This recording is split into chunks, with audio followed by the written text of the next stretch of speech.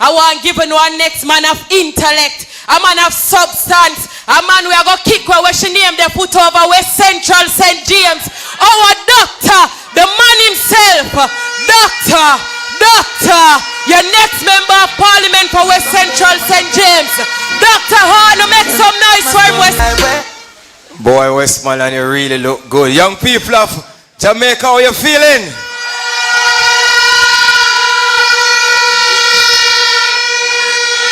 Boy, you really look good. This is really a good look for the People's National Party and a good look for Jamaica. The young people have come out in their numbers and they are making a statement that time come for a better government and time come for our current leader, Mark Jefferson Golden, to lead Jamaica into a brighter future. Comrades, my posters them free. We'll start put them up back.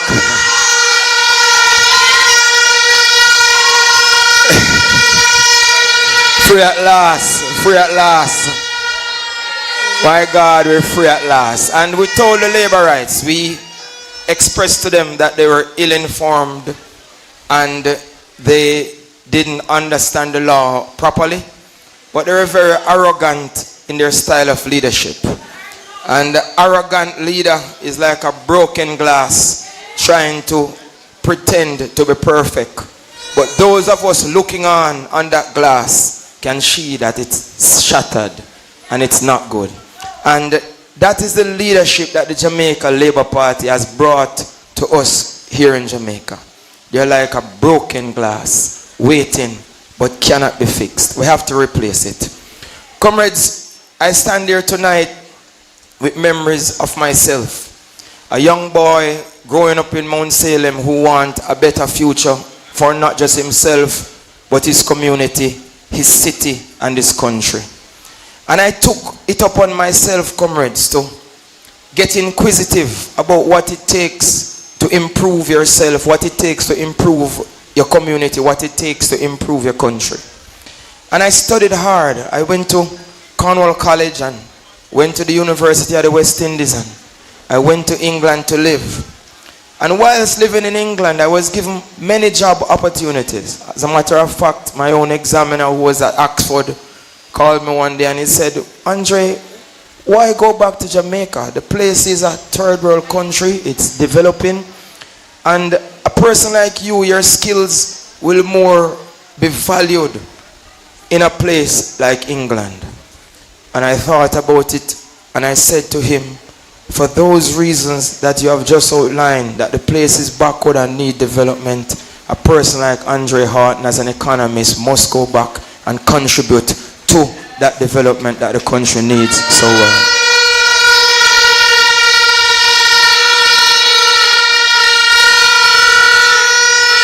And when I speak, I don't just speak for myself. I speak for every young person who has ambition. I talk for Kevin from Frome, who went to Godfrey Stewart and wants to go to the University of the West Indies but don't have the money to do so. The PNP will give you an opportunity to do so.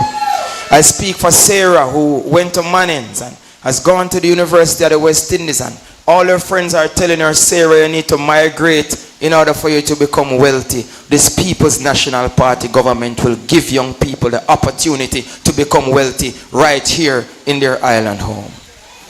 Comrades, the transformational leadership that the People's National Party is coming with at this time is second to none. And we hear people on the street saying that young people has no voice. Young people have no opportunities. Young people have no avenues through which they can display their true skill. And our talent is seen as something as noise. It is not valued and it is not cherished. The People's National Party understands this and is going to create a Jamaica that not only value your talent, that not only give a listening ear to your sounds and your ability, but provide the platform to trampoline those ability into income generating, wealth creating, lifelong abilities. And it is important because many of us have never seen this. Our parents grew up in a slavery type economy here in Jamaica, and the system itself is designed for us not to have real ambition. So it's very disheartening, it's very demotivating when a young person goes to apply for a job in Jamaica and hears that they don't have the qualification, and even if you do have the qualification, you don't have the look, and even if you do have the look, you don't have the particular type of vernacular. Even if you do have the vernacular, you're from a wrong place. Even if you're from the right place, they find some excuse not to give you the opportunity to advance yourself and to advance your family. And we are saying to you that now time come for a better approach towards leadership in this country. Time come for not just brown skinned people to get all the opportunities. Time come for black people in Jamaica. Time come for rural area people to be given opportunities as well, to make themselves better off and their families better off. And it is important because Jamaica is a melting pot, and out of many we are one people. That is why you look around us, we have people of all shades, all color, all sizes. Our leader Mark Golden, our deputy general secretaries who are here, our PNP YO, our general secretary, myself, Nikisha, every one of us, we are here as leaders to help to transform this country to move forward. Yesterday I went to interview a young boy. He designed an app that tracks and monitor the children when they go to school. So how it works is the children, when they go to school, it sends a text message to their parents that your child has arrived at school. When they leave school, it sends a text message to the parents that your child has left school. It records their homework. It records their attendance. It has an AI system that sends messages to the principal that, hey, this child has been absent for 3 days. This child has been absent for a month. And the principal now send a message to the parents, hey, what's happening? This is the innovative style of leadership that the People's National Party is coming with to transform the lives and to protect our young people across the length and breadth of Jamaica. Now, when we look at Westmoreland, since Sugar has left, I have studied the map and I haven't seen the replacement here for Sugar in Westmoreland. And many young people, as Comrade Hales quite rightly said, that when they go to university, they don't come back to Westmoreland because they don't see the opportunities down here as they see in Kingston or as they see in Montego Bay.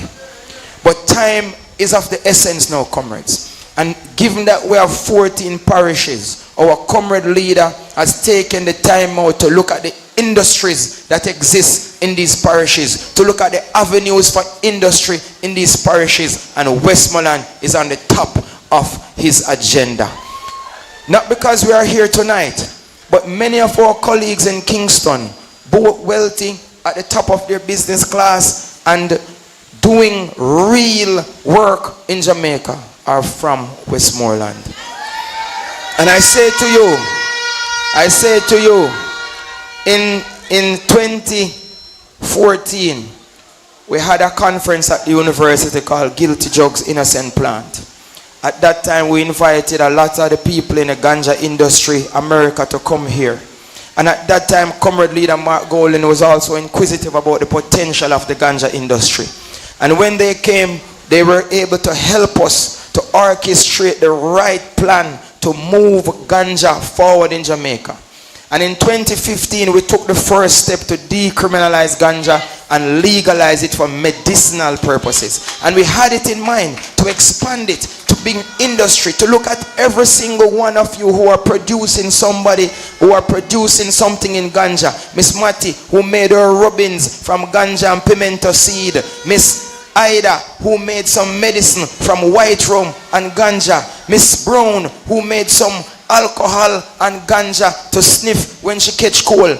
These are the Jamaicans who have been producing products in the industry, and the Jamaica Labour Party has stifled their potential by mismanaging the industry. But alas, the People's National Party, we have done our homework, and we have recognized that the only way that Westmoreland and Jamaica in general will become wealthy is if we give ganja a chance, because it is the miracle product. We talk about all types of cancer, we're talking about ganja. We talk about leukemia, we talk about sickle cell, we talk about simple things as fits, we talk about a sleep disorder, We are talking about creating a proper nutraceutical and pharmaceutical industry built on the backbone of ganja. All the empty cane lands that you look at George's Plain, all the empty cane lands in Froome, Pineda, you there? You have to start do some research in a ganja and now in a Pineda, because we're diversifying the product offerings from Westmoreland. And what our research has shown is that if we were to get this ganja industry right, it can produce on an annual basis over 11 billion US dollars, which is over 70% of Jamaica's current GDP. So when the government talk about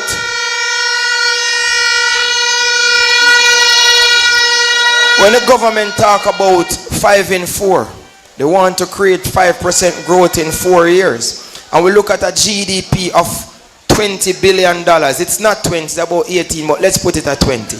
And we say, what's 5% of 20 billion? They're looking at $1 billion. And we are saying to ourselves, how difficult it is for us here in Jamaica to produce an economy that grows by $1 billion US per year.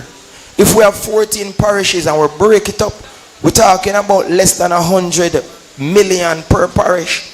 And it is easy because economic management is simple. All we have to do is to look at the amount of people in the country, look at the amount of resources we have, and everything can be calculated. So when the mayor come and talk about staying in a lane, Mr. Mayor, man, mute, man. Mute. No say nothing. No say nothing.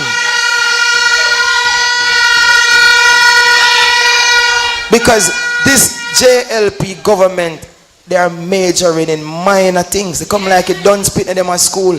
Instead of doing them work when them get it for do, them find every thing for do. Them play marble, hey come we are play marble. Them play hopscotch, hey come we are play hopscotch.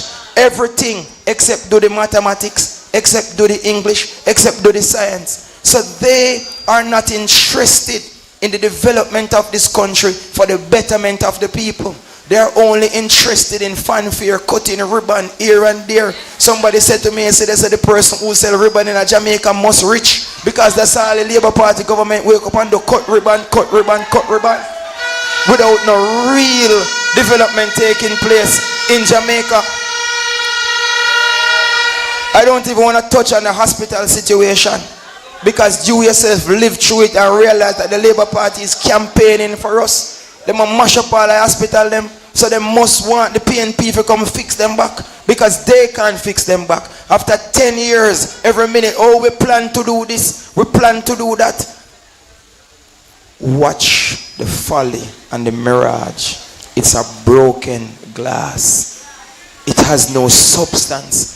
It cannot show us ourselves, and they cannot see that their arrogance is disrespectful to the Jamaican people. Comrades, I'm the Shadow Minister for Science and Technology, and what we have planned is to infuse technology and science into all the industry that exists in Jamaica. First and foremost, we're talking about technology in agriculture, so we reduce the wastage. We're talking about building micro dams so we can store water and redistribute water from the drought time to the flood time. We're talking about technology in finance, so you can stay at home and your child is at school, you can send a text message and send money to your child so you can purchase lunch. We're talking about technology in education, where we know, as I just told you, we have the app to register your child so less people get missing from school when they go to school. The world is changing. The chalk and the original type of teaching and learning has evolved. So we know, as the persons who understand, that must also help our people to evolve. Big tech, artificial intelligence, machine learning, all these things are new things that the world are now capitalizing on and are making billions. And all you need to participate is a simple computer. The People's National Party is here to support your endeavors to become better people. The government increased their own wages by 300%. It was already in the tens of millions. Them increase it to further tens of millions. Our minimum wage, which is $15,000, them increase it by $1,000. You want a more wicked, uncaring set of leaders who only believe in fattening their own pocket and take poor people for food. Comrades, minimum wage was a concept introduced by Michael Manley and the People's National Party in the 1970s, long before we were born. So it's a concept discussed in the past. For the future, you don't know what we are discussing? Wealth, maximum potential, riches, unicorn. Gone are the days when Jamaican people want to work in a hotel for minimum wage. Gone are the days when a farmer want to grow crops for sell it for minimum wage. Every young person now that you speak to want to generate wealth. Them want to build a mansion in them jungle. Them want a beast for skate on a toll. Them no want a pro box. Because our young people have ambition. And this is why it is important for you to recognize that Mark Jefferson Golden is the man with the plan. And you want to know when you know a good leader? He knows how to delegate. So he has surrounded himself with young people like myself, young people like Nikisha Burchell, young people like Gabriel Morris, young people like Peter Gay, a ton load of young people who will bring the youthfulness to the experience that they already have. With the blend of youthfulness and experience, there's no stopping the potential of Jamaican people. Big up yourself again, young people, and thanks for coming out. Comrade Leader Mark Goley, the next leader of Jamaica. Time come for difference, time come for a change, time come for the People's National Party.